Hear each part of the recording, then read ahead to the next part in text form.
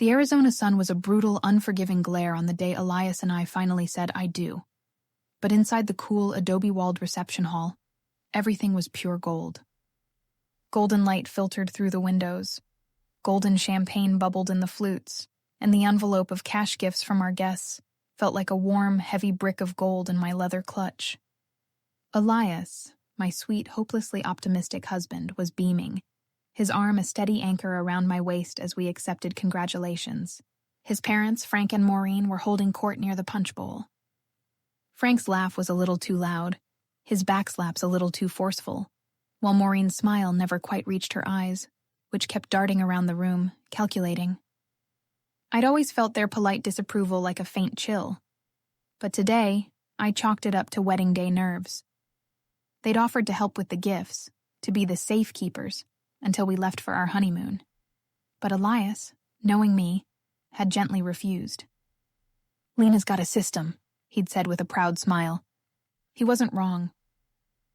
An hour later, my feet aching in my satin heels, I slipped into the quiet of the small office the venue manager had let us use as a staging area. My bouquet lay on the desk next to my overnight bag, and I sighed, leaning against the doorframe for a moment of peace. That's when I heard the hushed, urgent voices from inside the walk-in supply closet just opposite. The door was slightly ajar. "Just leave it, Frank. It's too risky." It was Maureen's voice, strained and tight. "Risky? It's the perfect time," Frank hissed back. "Everyone's distracted." She left her bag right on the chair. "It'll take 2 seconds. They'll just think it was lost in the shuffle." My blood ran cold. My bag. I held my breath, pressing myself against the wall, peering through the crack in the door. In the dim light, I could see Frank's broad back and Maureen wringing her hands. And there, on a shelf next to stacks of napkins, was my leather clutch, looking conspicuously out of place. They'd already taken it. My heart hammered against my ribs, a frantic drumbeat of betrayal. These were Elias's parents. The people who were supposed to be building us up, not stealing from us on our wedding day. A hot wave of anger washed over the shock, and in that instant, a plan, clear and precise, began to form in my mind. They wanted to play a game? Fine. But I was writing the rules. I backed away silently, my mind racing faster than my heart.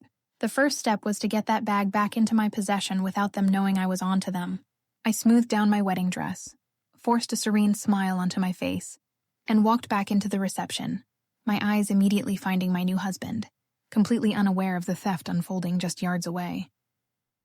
The string quartet began a soft, melancholic piece as I made my way through the crowd, my smile feeling like a brittle mask. I found Elias by the cake, laughing with his college buddies. "Sweetheart," I said, slipping my arm through his and leaning in close. "I think I left my lip gloss in the car. My clutch is too small, and it's just getting in the way. Would you mind terribly grabbing it for me? I think I left it on the chair at our table." I injected a playful pout into my voice. "I feel naked without it." Elias, ever the gallant groom, kissed my forehead. "Anything for my wife," he said. The word wife still sounding new and wonderful, a stark contrast to the acid churning in my stomach. I watched him go, my gaze then flicking toward the hallway leading to the office. Sure enough, a moment later, Frank emerged, trying to look nonchalant but with a telltale stiffness in his shoulders. He'd been watching, waiting for me to leave the bag unattended again. My heart thudded. The trap was set. I gave it a 30 count, then excused myself from the group, saying I needed to check on the bouquet toss. Instead, I followed the path I knew Elias would take back from the parking lot. I met him just as he was coming back in, a confused frown on his face. "Lena, it wasn't there. I checked everywhere." I let my own face fall into a perfect picture of dawning concern. "What? Oh no. I must have moved it. I was in the office earlier. Maybe I left it in there? Could you check? I'm starting to get a little worried." The worry was real, just not for the reason he thought. As Elias now concerned himself, headed for the office, I slipped into the ladies' room, positioning myself by the door where I could see the hallway through a narrow crack. Within minutes, I saw Frank hurry out of the office, his face pale, the clutch conspicuously absent from his hands. He scanned the hallway frantically before scurrying back toward the reception. He'd returned it just as I'd hoped. He'd seen Elias searching and panicked. Phase 1 was complete. Now they knew the bag was missing, and the suspicion was on them. I took a deep breath, the weight of the confrontation to come settling on me. It was time to change tactics from defense to a subtle, undeniable offense. The gentle strains of the quartet were now a stark contrast to the tension coiling in the room, at least for 3 of us. I found Maureen by the guest book, her pen hovering over the page as if she'd forgotten how to write. Her smile was brittle as I approached. "Maureen," I said, my voice a conspiratorial whisper, "I need your help with something a little delicate." Her eyes snapped to mine, instantly wary. "Lena, what is it, dear?" I leaned in closer. "It's the gift money. My clutch seems to have vanished from the office. I'm so embarrassed. I don't want to cause a scene and alarm the guests, but we can't just let it go." I watched her pupils dilate, a tiny crack in her composure. I was thinking of quietly asking the venue manager to review the security camera footage from the hallway near the office. Discreetly, of course. "I wanted to tell you first, since you and Frank were so kindly offering to help earlier. I'd hate for the manager to see something misunderstood." The color drained from her face. I had expertly backed her into a corner, offering her a way out while simultaneously revealing I held all the cards. There was no footage, I'd already checked, and the manager had confirmed the camera in that hall was decorative. But she didn't know that. The mere suggestion was a thunderclap. "Oh no, let's not involve anyone else," she said quickly, her hand fluttering to her throat. "I'm sure it's just been misplaced in all the excitement. Frank and I can help you search. Thoroughly."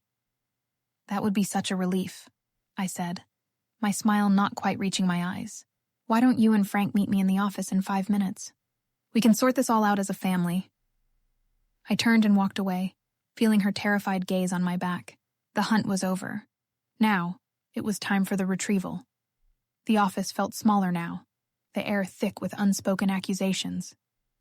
I stood by the desk, my posture relaxed but my senses on high alert. Frank entered first, his face a mask of gruff concern, while Maureen trailed behind him, looking like she'd seen a ghost. "Now, Lena," Frank began, his voice too loud for the quiet room. "I'm sure this is all a simple misunderstanding. Wedding days are chaotic." "That's what I'm counting on," I said smoothly, my eyes locking with Maureen's. She looked away, guilt radiating from her. Just then, Elias pushed the door open, his brow furrowed with confusion. "Mom, Dad, Lena said you found her clutch?" This was the crucial moment. I hadn't told him they were involved. I'd only said his parents were helping me look for it. I watched the silent, panicked communication pass between Frank and Maureen.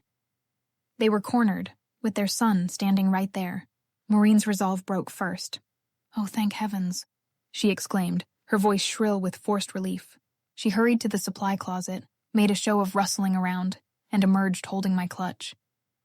"It was right here on the bottom shelf. It must have fallen off the desk when someone grabbed napkins. I knew it would turn up." Frank forced a jovial laugh. "See? All that worry's for nothing." Elias's face cleared, a wide, grateful smile spreading across it.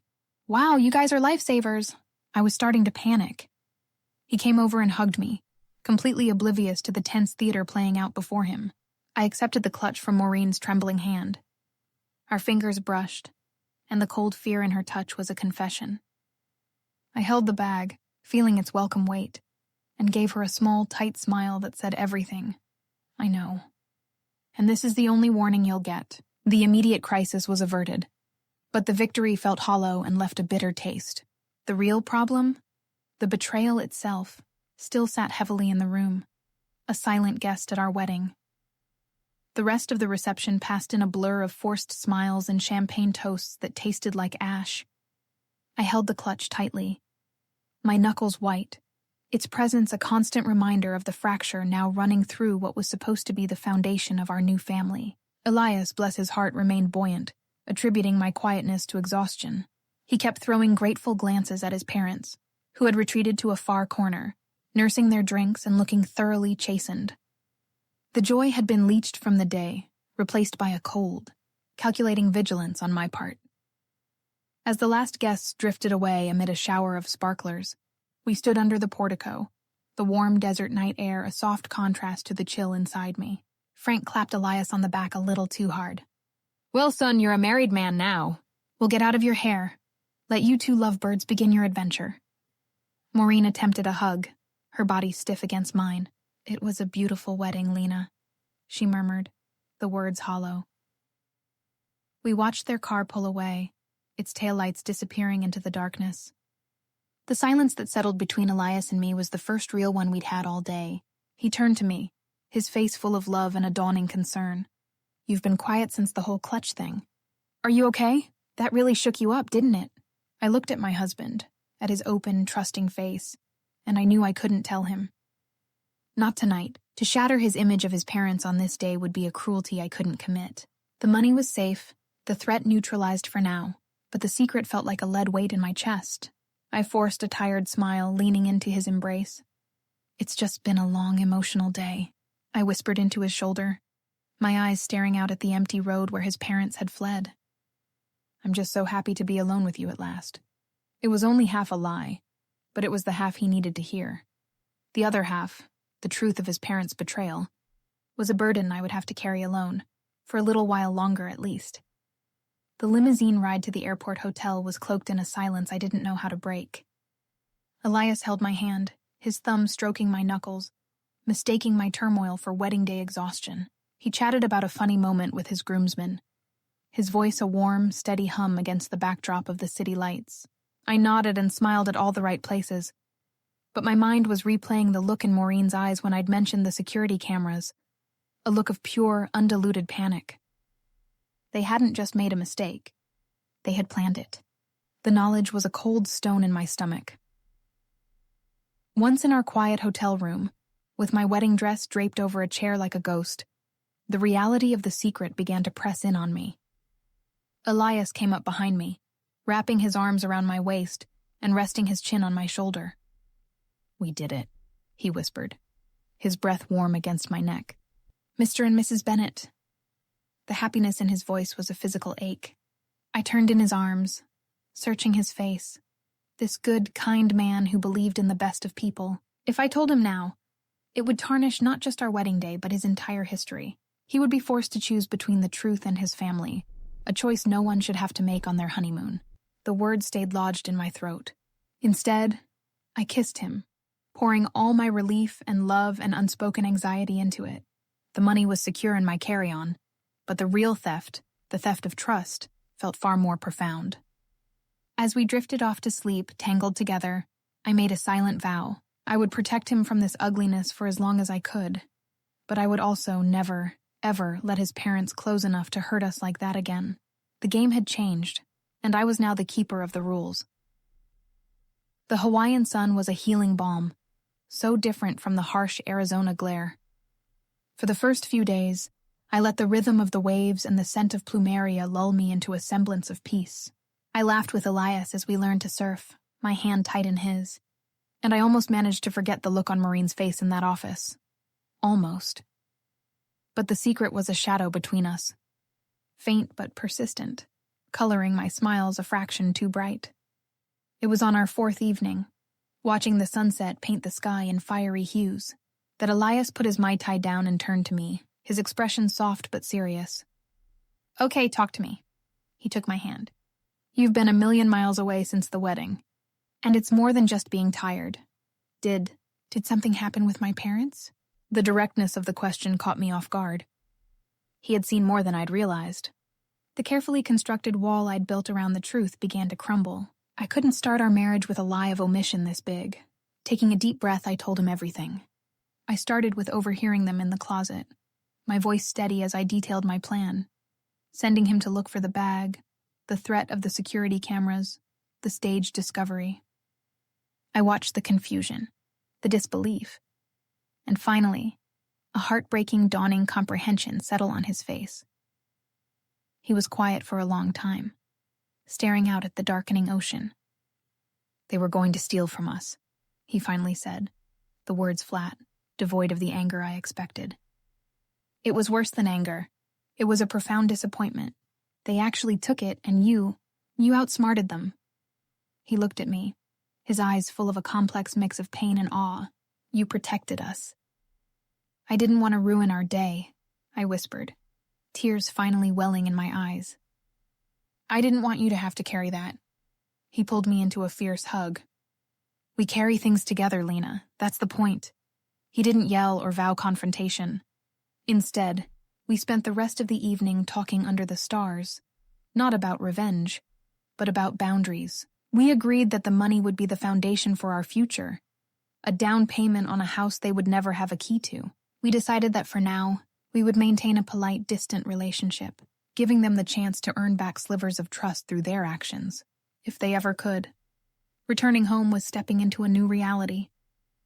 The first dinner with his parents was stiff, the air thick with things unsaid. Maureen's compliments about my tan felt hollow, and Frank's questions about our trip were overly hearty. But Elias held my hand under the table, his grip firm. He had taken the burden from my shoulders and was now sharing its weight. The story of our wedding day would forever have two versions: the public one of joy and celebration, and our private one, a quiet lesson in vigilance and the strength we found in each other.